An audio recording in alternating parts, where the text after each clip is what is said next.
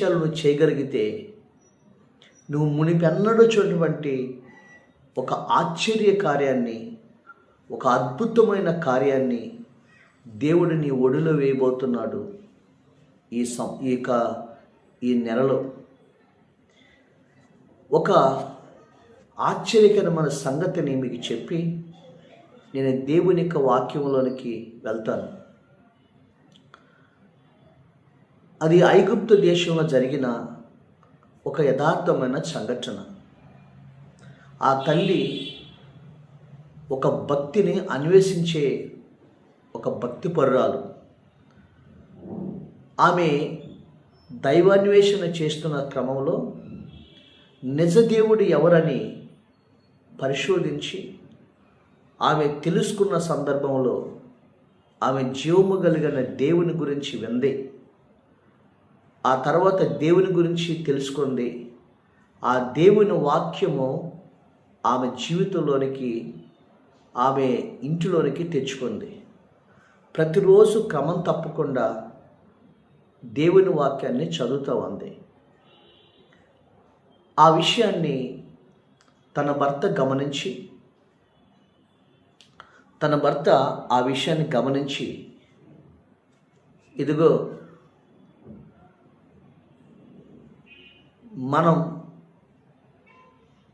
మన మతం వేరు,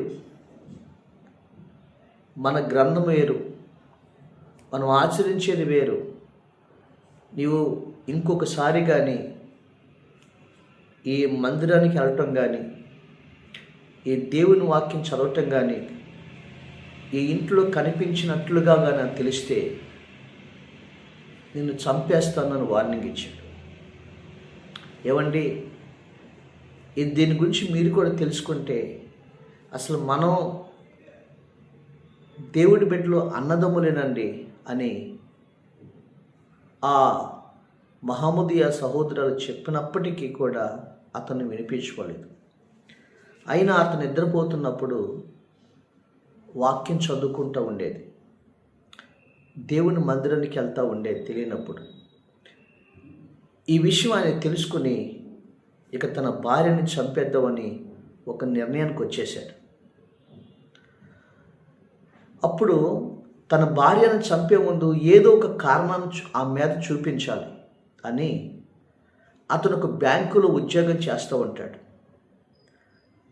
ఆ కొన్ని బ్యాంకు తాళాలు అతని దగ్గరే ఉంటాయి, లాకర్ తాళాలు. అవి ఏం చేస్తున్నాడంటే ఐగుప్తు దేశంలో ఉన్నటువంటి ఆ నైలు నదిలో ఆ తాళాలు పడేశాడంట. ఇది జరిగినటువంటి ఒక సంఘటన. ఆ తాళాలు పడేసి వచ్చాడు. సరే, నీ చేతితో నాకు ఇష్టమైన వంటకం చేయించుకోవాలని ఉంది, నాకు చేసి పెట్టమన్నాడు తన భార్యని. మీకు చేపలు అంటే చాలా ఇష్టం కదండి, ఆ చేపలు మీరు తీసుకుని వస్తే నేను మీకు చక్కగా చేసి పెడతాను అని తన భార్య అడగటం జరిగింది. తన భర్త ఆ నదిలో మరి చేపలను తీసుకుని వచ్చాడు. చక్కగా తన భర్త ఎప్పుడు అడగనడో ప్రేమతో అడిగాడని ఆ చేపల కూర చక్కగా వండి పెట్టింది. అతను కడుపు నిండా తిన్న తర్వాత ఆయన లేచి ఒక గొడ్డలు పట్టుకొని నిలబడ్డాడు.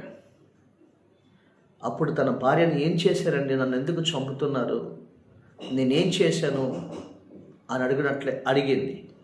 నువ్వేం చేసావు నీకు తెలీదా? ఆ బ్యాంకు లాకర్ తాళాలు ఏం చేశావు, వాటిని ఎక్కడ పడేశాను?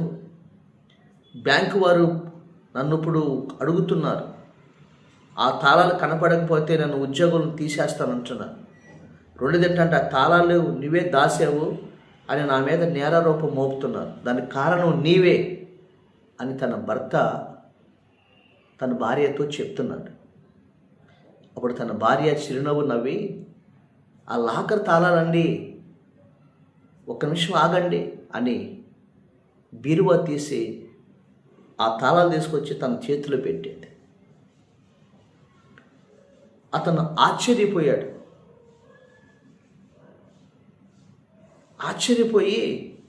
చేతులు గడగడగడ వణికిపోతూ, ఈ తాళాలు నీకు ఎక్కడి నుంచి వచ్చినాయి అని అడిగాడు.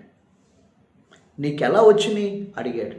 ఎందుకంటే ఆ నదిలో పడేసింది ఆయన చేతులతో, ఆయన నదిలో పడేశాడు. అలాంటిది తాళాలు ఎలా వచ్చినాయి అంటే, ఏం లేదండి, ఉదయం మీరు చేపలు తీసుకొచ్చారు కదా, ఆ చేపలు కోస్తున్న సమయంలో ఆ చేప కడుపులో ఈ తాళాలు ఉన్నాయి అని తన భార్య సమాధానం చెప్పింది. ఆయన గడగడలాడుతూ అక్కడే మోకరించి, నన్ను క్షమించు, నీ దేవుడు చాలా గొప్పవాడు, నీ దేవుడు మహా అద్భుత కార్యం జరిగించేవాడు, నన్ను క్షమించు ప్రభు అని ఒక వణుకుతున్న స్వరముతో తన పాపములను ఒప్పుకొని తన భార్య కాళ్ళ మీద పడి పశ్చాత్తాపడుతూ నన్ను క్షమించమని అడిగాడు. ఏం జరిగిందండి? జరిగింది చెప్పాడు. ఈ తాళాలు కావాలని నేను నదిలో పడేశాను, కానీ దేవుడు నీ పక్షముగా వండి నీ ద్వారా ఆయన మహిమ పొందాడు, నన్ను రక్షించాడు అని తన భర్త ఆనాటి నుండి క్రీస్తు ప్రభుని తన సొంత రక్షణ అంగీకరించి అనేకులకు దేవుని సాక్ష్యాన్ని ప్రకటిస్తూ వారు ఉన్న గృహమే దేవునికి మందిరంగా మార్చబడి ప్రభువులోకి అనేక మందిని నడిపిస్తూ ఉన్నారు. అలాంటి మహా అద్భుతమైన కార్యం ఆ కుటుంబంలో దేవుడు జరిగించాడు. ప్రియమైన దేవుని బిడ్డలారా, నువ్వు దేవుని సన్నిధిలో ఆశ కలిగి ఉంటే, దేవుని కొరకు నువ్వు బ్రతకాలని ఒక నిశ్చంత నీ జీవితంలో ఉంటే, ఆ దేవుడు నీ ఎదుట ఎలాంటి కార్యానైనా నీ జీవితంలో ప్రభు జరిగిస్తాడు. దేవునికి స్తోత్రం కలుగును గాక. ఆ సముద్రంలో, ఆ నదిలో పడిన చేప కడుపులో ఆ తాళాలు ఎక్కడి నుంచి వచ్చినాయి? ఆ తాళాల్ని ఎందుకు ఆ చేప మింగేసింది? రెండోది ఏంటంటే, ఆ చేపలో ఆ ఊరంతా అమ్ముకు తిరుగుతుంది కదా, ఈ ఇంటికే ఎందుకు రప్పించబడింది? ఇదంతా దేవుడు జరిగించిన కార్యం. దేవునికి స్తోత్రం. నీ జీవితంలో కూడా ఆయన నమ్మిన బిడ్డల్ని ఆయన ఎప్పుడు కూడా ఆయన అన్యాయం చేసే దేవుడు కాదు. ఆయన వాళ్ళ నమ్మకాన్ని ఉమ్ము చేసే దేవుడు కాదు ఆయన. దేవునికి స్తోత్రం. ఈరోజు నేను చెప్పే ఈ సాక్ష్యాన్ని విన్న నీవు ఆ దేవుని యందు పరిపూర్ణమైన విశ్వాసం ఉంచు. నీ జీవితంలో కూడా ఇలాంటి అద్భుతమైన కార్యాన్ని ఆ దేవుడు జరిగించబోతున్నాడు. రండి బైబిల్లోకి వెళ్దాం. యోబు గ్రంథం 5వ అధ్యాయము 9వ వచనం మనం చూసినట్లయితే, ఆయన పరిశోధింపచాలని మహాకార్యములను, లెక్కలేనన్ని అద్భుత క్రియలను ఆయన చేయవాడు.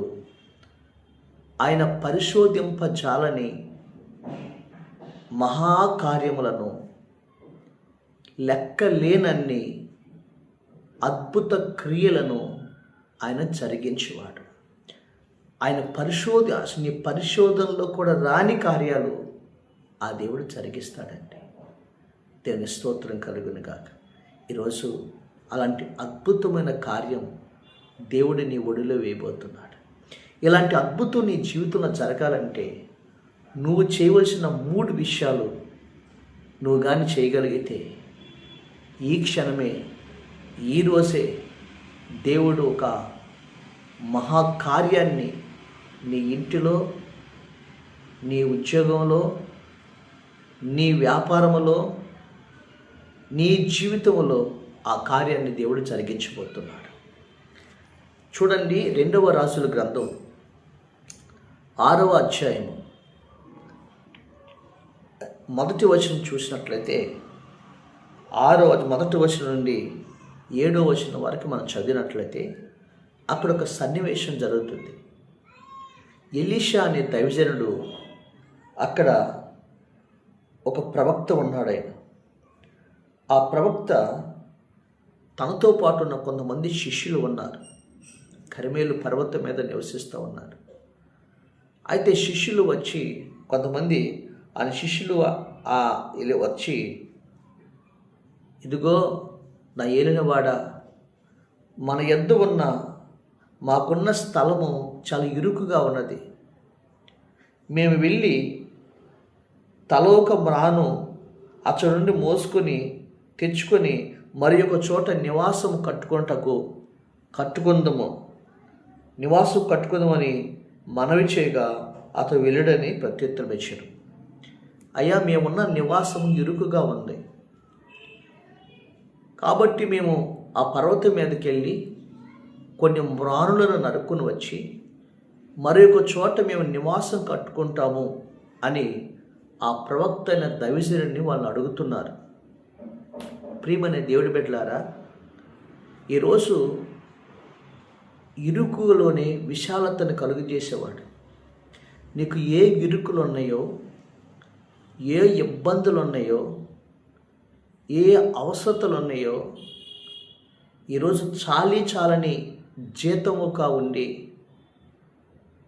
ఆ చాలని పరిస్థితుల్లో నువ్వు కష్టాన్ని అనుభవిస్తున్నావేమో, చాలని ఇంటిలో నీవు నీ బిడ్డలు మరి రెంట్ కట్టుకోలేని పరిస్థితుల్లో ఒకవేళ సతమతమవుతూ ఉన్నావేమో, చాలని అన్నము తింటూ దాంతోనే కడుపు నింపుకుంటున్నావేమో, ఈరోజు నేను ప్రకటిస్తున్న దేవుడు ఆయన చాలని స్థితిలో నిన్ను ఉంచేవాడు కాదు, ఆయన సమృద్ధి స్థితిలో ఆయన నించేవాడు. ఆయన స్తోత్రం. ఆయన ఇరుకులోనే విశాలతను కలుగు చేయవాడు ఆయన. ఈరోజు నువ్వు కూడా ఆ దేవుని దగ్గరకు వచ్చి, అయ్యా, ఈ చాలని స్థితిలో మేము ఉన్నాం, మా స్థితిని విశాలపరచవా? ఈ చాలి జీతంలో అప్పులలో ఉన్నాం, మాకు సహాయం చేయవా అని నువ్వు దేవుణ్ణి ఆ ఎలీషాతో వాళ్ళు చెప్పినట్లుగా నువ్వు దేవుని దగ్గరికి వెళ్ళి నువ్వు మనవి చేసినట్లయితే నీ మనవిని అంగీకరించి నీ విరుకును విశాలపరుస్తాడు ఆ దేవుడు. దేవునికి స్తోత్రం కలుగును. అయితే దైవజనుడు అన్నాడు, సరే మీరు వెళ్ళండి అన్నాడు. అయితే వాళ్ళు ఏం చేశారు అంటే, వెళ్ళేటప్పుడు వాళ్ళు వెళ్ళేటప్పుడు వాళ్ళు ఏమన్నారంటే, వారంతటికి వారు వెళ్ళాల. ఒక అద్భుతమైన మాట చూడండి, 3వ వచనం. ఒకడు, దయచేసి నీ దాసులమైన మాతో కూడా నీవు రావాలని కోరగా అతడు నేను వచ్చేదనని చెప్పాను. ఒకడు, అయ్యా, మేము నరుకొస్తాకి వెళ్తున్నాం, కానీ మీరు కూడా మాతో పాటు రావాలి అని ఆ దైవజనుని కోరాడు. దేవుని స్తోత్రం. ఈరోజు చెప్పమంటావా, నీ జీవితంలో నీతో కూడా దేవుడు వస్తే నీ ఊహించిన కార్యాలు నీ జీవితంలో జరుగుతాయి. నువ్వేదైనా ఒక మంచి కార్యం తలపెట్టేటప్పుడు, నువ్వేదైనా ఉద్యోగానికి బయటికి వెళ్ళేటప్పుడు, నువ్వేదైనా పని ప్రారంభించేటప్పుడు నీవు ఒంటరిగా వెళ్ళకుండా ప్రభు సన్నిధిలో ప్రార్థన చేసే ఈ రోజంతా నాకు తోడుగా ఉండి ప్రభా, నా రాకపోకల్లో మీరు తోడుగా ఉండండి, నా ఉద్యోగంలో మీరు తోడుగా ఉండండి, నా వ్యాపారంలో నాతో కూడా మీరు రండి అని ఆ దేవుడితో నీ పని ప్రారంభించు. ఆ దేవుడు నీ పనుల భారం ఆయన మీద వేయి, నీ ఉద్దేశములన్నీ కూడా ఆ దేవుడు సఫలపరుస్తాడు. దేవునికి స్తోత్రం. మాతో కూడా రమ్మని అడిగారు. ఈరోజు చాలామంది దేవుడు లేకుండానే వాళ్ళు పని చేస్తారు, ప్రార్థన చేయకుండానే బయటికి వెళ్ళిపోతారు. కానీ ప్రభు మన నేర్పేది ఏంటంటే, నువ్వు కూడా మాతో రావాలి అని అడిగారు. అయితే వారి జీవితంలో జరిగిన ఒక అద్భుతం చెప్తాను చూడండి. వాళ్ళు దైవ చిత్తం దేవుని కోసం మంచి కార్యం తలపెడుతున్నప్పటికీ ఒకడు, ఆ రమ్మన్నవాడు ఉన్నాడే, అతడు చెట్టెక్కి గొడ్డలతో ఆయన చెట్టు మ్రాను నరుగుతున్నాడు. మాను నడుగుతున్న ఆ క్రమంలో జరిగింది ఏంటంటే చూడండి, 5వ వచనం. ఆ నరుచున్నప్పుడు గొడ్డలు ఊడి నీటిలో పడిపోయింది. గొడ్డలు నీటిలో మునిగిపోయింది. జ్ఞాపకం చేసుకోండి. అది పాపం అతను మంచి పని మీద వెళ్ళాడు, అతను మంచి కార్యంతో వెళ్ళాడు. దైవ చిత్తంలో దేవుడు సెలవిచ్చాడు వెళ్ళమని వెళ్ళాడు. ఎలీషా సెలవిచ్చాడు వెళ్ళమని వెళ్ళాడు. కొన్ని సమయాల్లో మనం దేవుడి చిత్తంలో జరుగుతున్నప్పుడు కూడా కొన్ని ఆటంకాలు మనకు వస్తాయి, కొన్ని అభ్యంతరాలు మనకు వస్తాయి, కొన్ని కష్టాలు మనకు ఎదురవుతాయి. కానీ నష్టం మాత్రం దేవుడు నీకు రానివ్వడు. అయ్యో నేను దేవుడి చిత్తం ప్రకారం వెళ్తున్నాను కదా, నాకెందుకు వచ్చింది అనుకోవద్దు. దాని వెనకాల దేవుడు ఒక అద్భుతమైన కార్యం ఉంటుంది. అందుకే నీతిమంతులకు కలుగు ఆపదలు అనేకము, వాటన్నిటిలో నుంచి దేవుడు నిన్ను తప్పిస్తాడని రాయబడలేదా? ఈరోజు నేను ఎంతగా ప్రార్థన చేస్తున్నాను, నాకెందుకు ఈ సమస్య వచ్చింది, నేను నమ్మకంగా క్రమం తప్పకుండా దేవుడి కొరకు నమ్మకంగా బ్రతుకుతున్నాం, నా కుటుంబంలోనే ఎందుకు ఈ సమస్య వచ్చింది? దేవుని కొరకు బతకని వాళ్ళు, లోకంలో ఉన్న వాళ్ళు బాగానే ఉన్నారు, కానీ నమ్ముతున్న మా జీవితాల్లో మాకెందుకు ఈ పరిస్థితులు, ఈ శోధనలు అని ఒకవేళ నీ మనసులో అభిప్రాయం ఉంటే తెలుసా, దేవుడు నీ జీవితంలో ఒక అద్భుత కార్యం జరిగించడం కొరకే. హల్లెలూయా, దేవునికి స్తోత్రం కలుగును గాక. కాబట్టి నాకెందుకు ఈ కష్టం వచ్చింది అని నువ్వు అనుకోకూడదు. యథార్థవంతుడే కదా. ఒక మాట తెలుసా మీకు, శిష్యులు యేసు ప్రభువే కదా శిష్యులు వెళ్ళమన్నారు. మీరు అద్దరికి వెళ్ళండి అని సాయంకాలం సమయంలో శిష్యుల్ని దేవుడే పంపించాడు. మరి దేవుడు పంపించిన ఆ సముద్రంలో వాళ్ళకి ఏం చెలరేగింది? తుఫాను చెలరేగింది. ఆ ఓడకి, ఆ దోనికి అలలు కొడుతున్నాయి, గాలి వీస్తుంది, నలుదిక్కులో కూడా ఆ దోణి మునిగిపోయే పరిస్థితి వచ్చింది. వాళ్ళు కేకలు వేస్తున్నారు. దైవ చిత్తానుసారమైన ప్రయాణంలో కూడా అనేకమైనటువంటి ఆటంకాలు నీకు ఎదురవుతాయి, అనేకమైనటువంటి పరిస్థితులు నీకు ఎదురవుతాయి. కానీ ఆ దోణి మునిగిపోలా. ఇక్కడ ఈ గొడ్డలు పడిపోయింది, మంచి పనికి వెళ్ళాడు. అయితే జరిగిన విషయం ఏంటంటే, అతను పడిపోయినప్పుడు చేసిన 3 విషయాలు. దేని స్తోత్రం. ఈ రోజున నీది ఏది పడిపోయింది? నీవేం పోగొట్టుకున్నావు? ఈరోజు నీ జీవితంలో ఏం పోగొట్టుకున్నావు? ఒక ఉద్యోగం పోగొట్టుకున్నావా? మనశ్శాంతిని పోగొట్టుకున్నావా? ధనాన్ని పోగొట్టుకున్నావా? ఒక ఇల్లును పోగొట్టుకున్నావా? నువ్వు ఏం కోల్పోయావు? ఏం పడిపోయింది? ఎక్కడ పడిపోయావు? దేంట్లో పడిపోయావు? అప్పుల్లో పడిపోయావా?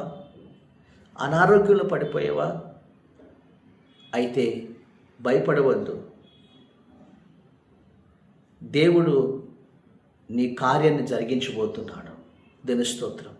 ఆయన చేసిన పని ఏంటి చూసారా? ఆయన చేసిన పని ఏంటంటే, ఒకటి, అతను వెళ్తున్నప్పుడు మొట్టమొదటిగా పని ఏంటంటే, నీవు మాతో కూడా రావాలి అన్నాడు. అతనితో పాటు దైవజనుడు ఎలీషా ఉన్నాడు. దేవుని స్తోత్రం. దేవుడు నీతో ఉన్నప్పుడు కూడా అలలు వస్తాయి, సముద్రం గర్జిస్తుంది, క్షణంలోనే దేవుడు అలలను ఆపుతాడు, అలల మీద నడిపిస్తాడు.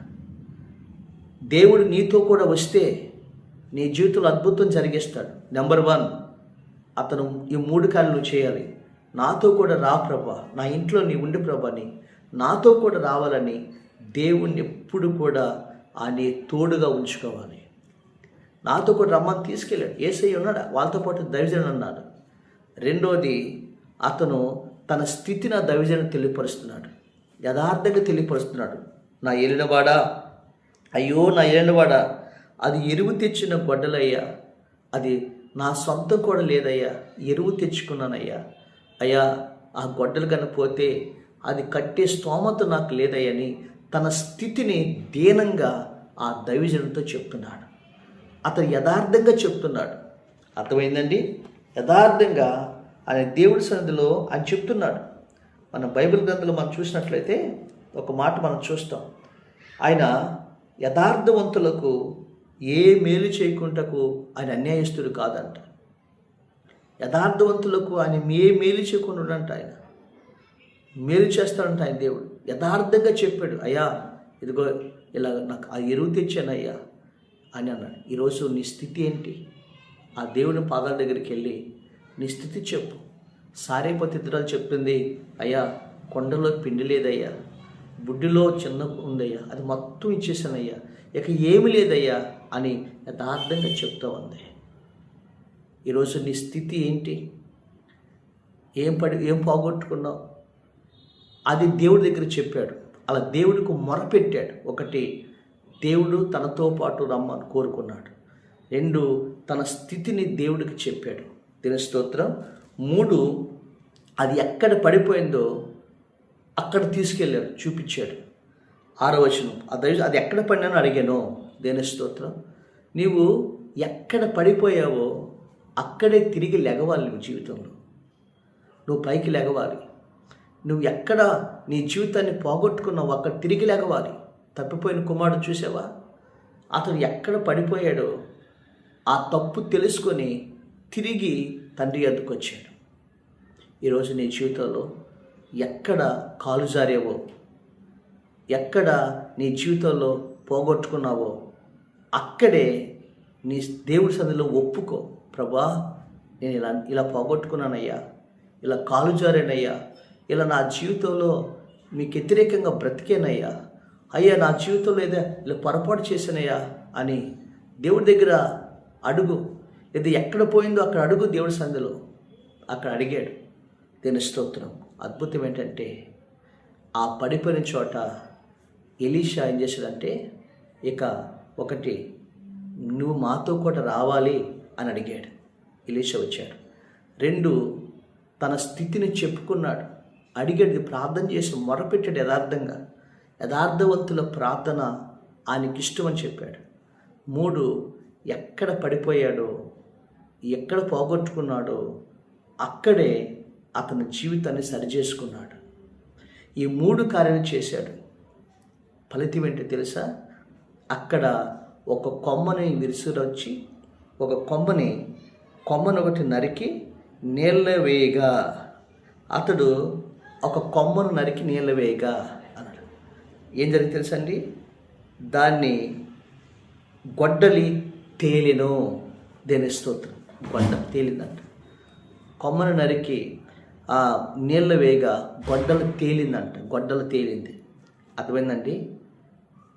అసలు ఊహ కూడా అందని విషయం కదండి. ఒక కొమ్మ వేసాడు. అది ఒక కొమ్మ వేసాడు. చిన్న కొమ్మ నరికేశాడు. ఎక్కడ పడిపోయింది అక్కడ.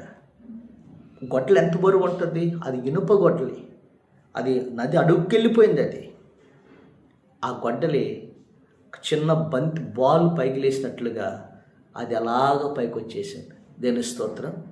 నీ జీవితంలో ప్రియులరా, అది ఎంత బరువాటైన పరిస్థితి అయినా, ఎంత బరువు కలిగిన పరిస్థితి అయినా, ఏ స్థితి అయినా సరే, నీ జీవితంలో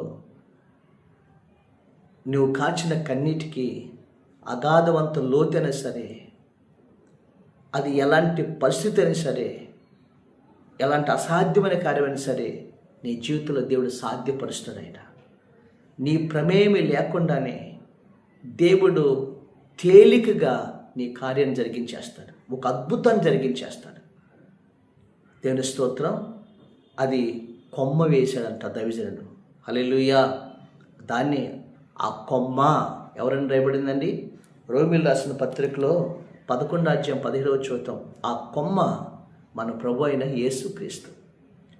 ఆ యేసుక్రీస్తు ప్రభువారు నువ్వు ఎక్కడ పడిపోయావో అక్కడ ఆయన దగ్గర ప్రార్థన చేస్తే ఆ యేసు ప్రభువారు ఉన్న చోట ఆయన అక్కడే పైకి లేవనెత్తాడు. ఆయన దేని స్తోత్రం. బైబిల్ గ్రంథం రాయబడింది కదా. కీర్తన గ్రంథం మనం చూస్తాం. కీర్తన గ్రంథం మనం చూసినట్లయితే ఒక మాట రాయబడింది. జిగటగల నాశనకరమైన కొంట నుండి 41 కీర్తన 2వ వచనం. నాశనకరమైన కొంట నుండి జిగటగల దొంగ ఊబి నుండి ఆయన నన్ను పైకి లేవనెత్తి నా అడుగులను బండ మీద స్థిరపరచెను. దేని స్తోత్రం.